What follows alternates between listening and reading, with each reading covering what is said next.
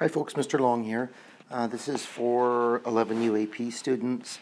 What it is an introduction to calculus, which is clearly a really big topic, an important one, and hopefully you'll be in the AP Calculus next year.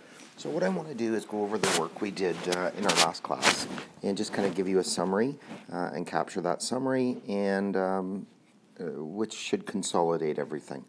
So I appreciate how much work you put into going through it and trying to come up with slope equations. But let's just go over what we did. So I just want to sort of, go over some ideas here. So take a look there, what I'm highlighting. So we know that lines have constant slopes. That's fairly clear. Parabolas, though, if you look at this parabola here, it does not have a constant slope, right? The slope is changing. The slope right there is 0. It's what we say is a horizontal tangent.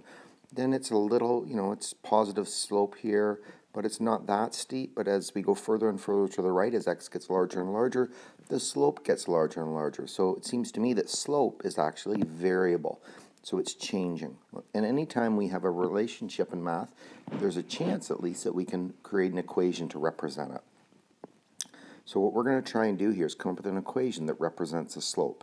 And some important ideas there is, if you look, a really nice thing to know is if you can figure out an equation for a parabola, for a slope rather of a parabola, then you should be able to find the vertex quite easily because the slope is 0 at the vertex. By the way, that's a negative slope there. So it's negative, negative, negative, negative, 0, positive, positive, positive, positive, positive, more and more positive. Okay, so let's look at x squared. See if we can predict the slope at every x value. So what we're going to do is we're going to create some secants. We're going to create secants from x equals 0 to x equals 2, from 2 up to 4, from 4 up to 6, and so on. So let's go ahead and do that. So right now what I'm going to do is just draw a secant from 0 to 4.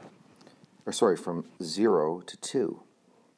So if you look at that, the run is 2, and the rise is 4. So what I'm going to do is go down to the table, and we're going to look at the other ones first. So this is y equals x squared. So when x equals 0, y equals 0, right, which we can see very clearly. It's at the origin. Then when x equals 2, y is worth 4. So if we want to get the slope, it's just rise, or delta y, divided by delta x. And so that gives us the slope between 0 and 2, x equals 0 and x equals 2.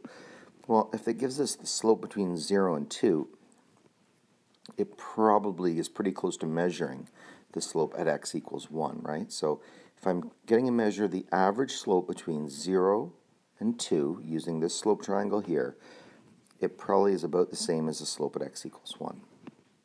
Okay. So what you can see is I've done, well, let me finish this and do another one. So I want to go over to here, all the way up to there. So again, the delta x is still 2, and the delta y in this case goes from 4 all the way up to 16, which is 12. So delta y is 12, delta x is 2, 12 divided by 2 is 6, and so we have that slope right there.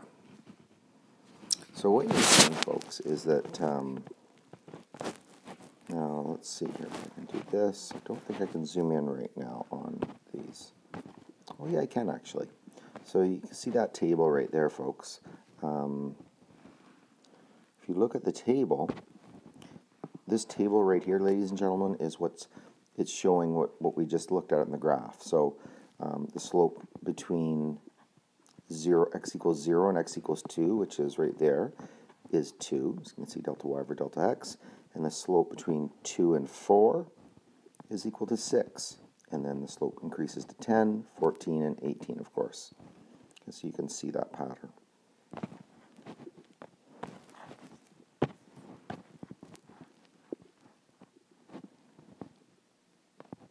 So we've got a table of values there that show the slope for y equals x squared. So the slope is changing, it's getting steeper and steeper. Well, let's go back. What is the slope for y equals 6? Y equals 6x. And if I just did that with a table of values, 0, 2, 4, 6, 8, 10, and then get the corresponding y values, and I did my rise over my run, these are basically first differences, right? Delta y divided by delta x, you can see it's always 6, right? Which makes sense. By the way, one of the things that's confusing, if you look here, notice that delta x is 2, right? X is going up by 2, in this case as y went up by 12. But for y equals 6x, you've known since grade 9, the slope of any line, y equals 6x, is just 6. So the slope is constant. So notice, for a straight line, y equals 6x, the slope is constant at 6. And for y equals x squared, the slope is variable. It's getting steeper and steeper as I move to the right from x equals 0. Now, what about, I'm going backwards over here now, what about y equals 1? Well, y equals 1 is just a straight line, a horizontal line at y equals 1. Is there any slope at all to y equals 1? If y is always 1, it's just a horizontal line, right? Cross at y equals 1. So since there's no slope, the slope is always 0. So we can see then, we can kind of see a progression here, right? We've got y equals 1, or y equals any number, has a slope of 0. If you have y equals 6x, it's got a slope of 6.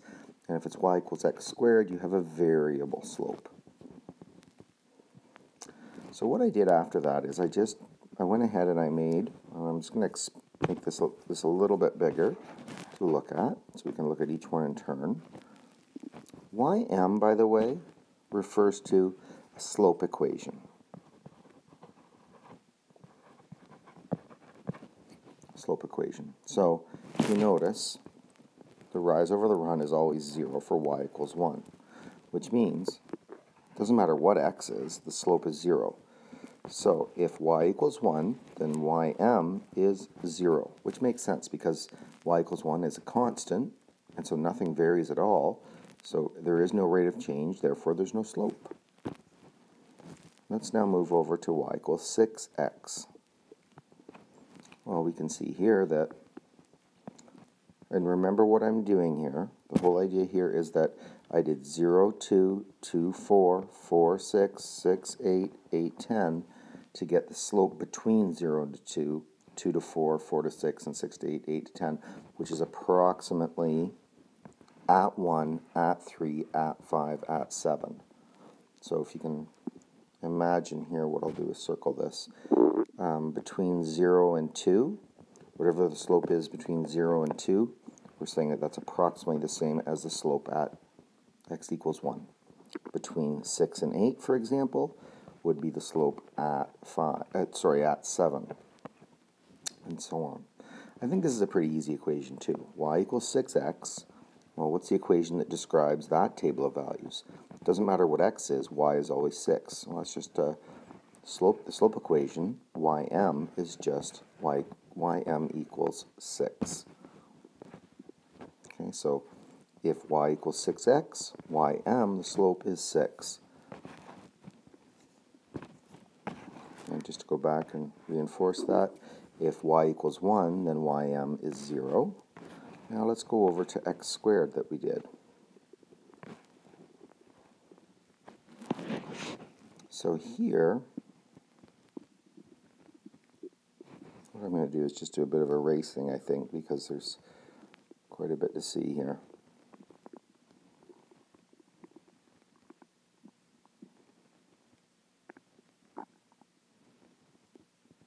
There we go. Oh no, highlighter. Oh yeah, eraser had disappeared on me. There we go. Oh, and I can't erase those from earlier. Okay, so here's what we've got, folks. I've got a slope of 2 from 0 to 2, then a slope of 6, and that's from 2 to 4. So you can see between 0 and 1, the slope is 2. Between 2 and 4, the slope is 6, and so on. So what is that equation? take a look at that relationship there.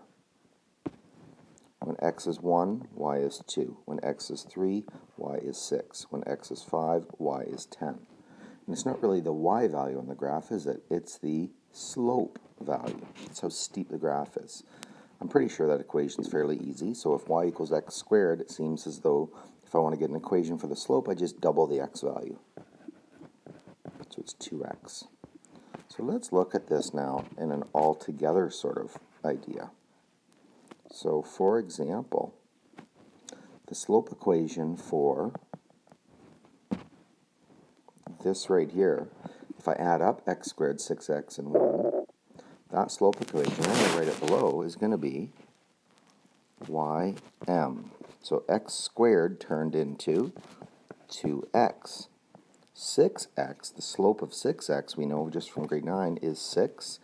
And we also know that the slope of the line y equals 1 from grade 9 is 0. So if I have the equation x squared plus 6x plus 1 for y values, then the equation for the slope at any x value, again, the equation for the slope at any x value is 2x plus 6. So what I want to do is just sub in some numbers and see. Now, I know that this parabola it's a smiling parabola, right? And we noticed last week that that shifts the vertex to the left. So I know it does, and the y-intercept is 1. I know that. So it looks something like that, right? Y equals 1, and then I need to figure out the vertex. So when I'm far to the left, over here, the slope equation should be, or the slope equation should give me a very negative slope, right? Let's see if it does. So the slope equation is 2x plus 6. So in negative 10, if it's 2 times negative 10 plus 6, right? 2x plus 6. That's negative 20 plus 6 is negative 14. So that's definitely going downhill. That's what it should be doing. Let's look at far to the right. So now I'm way over here, far to the right. What is the slope? Well, it should be really positive. Let's see if it is. 2 times positive 10 plus 6 is 26. Yeah, very, very positive, right? Which makes sense. It's a highly positive slope. Now, I already know the vertex is negative 3. I know you don't, but I just want to check and make sure. So what do you think the slope should be at the vertex? So there's the vertex right there. The slope should maybe be, looks to me like it should be 0. Let's see if it is. 2 times by negative 3 plus 6. 2 times negative 3 is negative 6. Negative 6 plus 6 is 0. So it is working, okay? It is working. That's fantastic. Okay, so we're running along at 13 minutes here. This is a fairly long one. My apologies to that. But let's go on to the next page. And what I'm going to do is, I think what I'll do is I'm going to send out the PDF as well, right? So you'll be able to see this. What I'm going to suggest to you is we're going to go through this with this exact same strategy, 5x squared minus 20x plus 7. I'm just going to put in the results and take a look at this. So I think we know the slope of y equals 7 is 0, always. If you had the equation y equals 20x, negative 20x rather, you can see you're going to get a, which does make sense. So the slope's going to always be negative 20. Then the slope equation is just negative 20. And then for 5x squared, again, same process. You get the slope from 0 to 2, 2 to 4, 4 to 6, and so on. And I've put that all in there and divided out the delta y and the delta x. And it looks to me like, so the slope when x equals 1 should be about 10, 3 should be about 30, 5 should be about 50, 7 should be about 70. That's a pretty equation to generate as well. I just take the value of x and multiply by 10. So then, what is the altogether? What's the altogether equation? Well, what is the slope equation for this right here? Well, for 5x squared, it's 10x.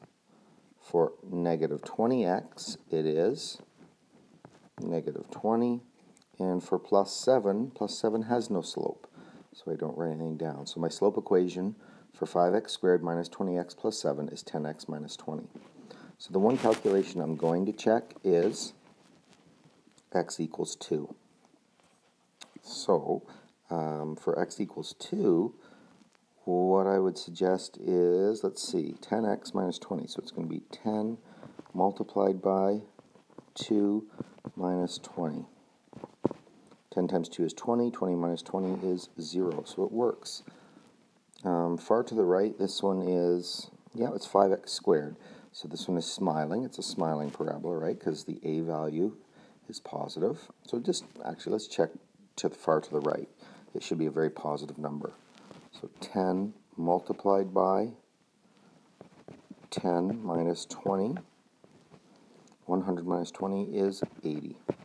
So that's right. So the slope is 80 when x equals 10.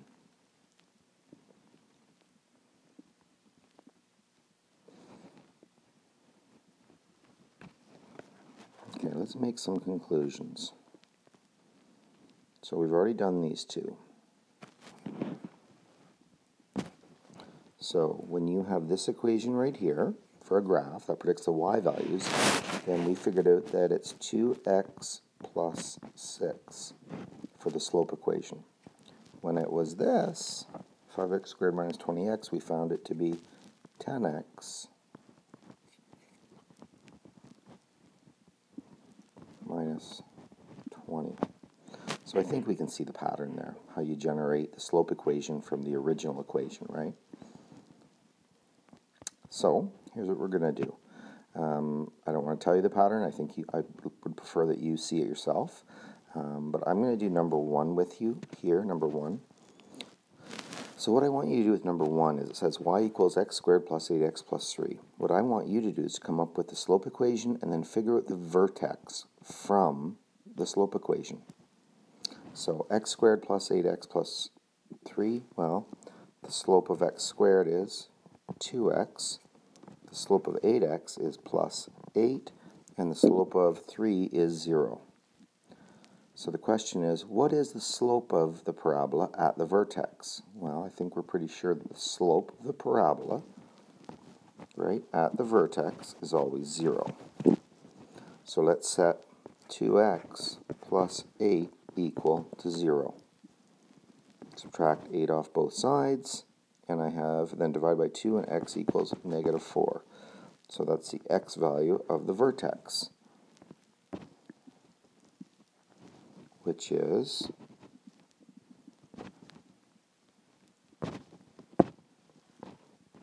negative 4 is what I got because the answers are below there.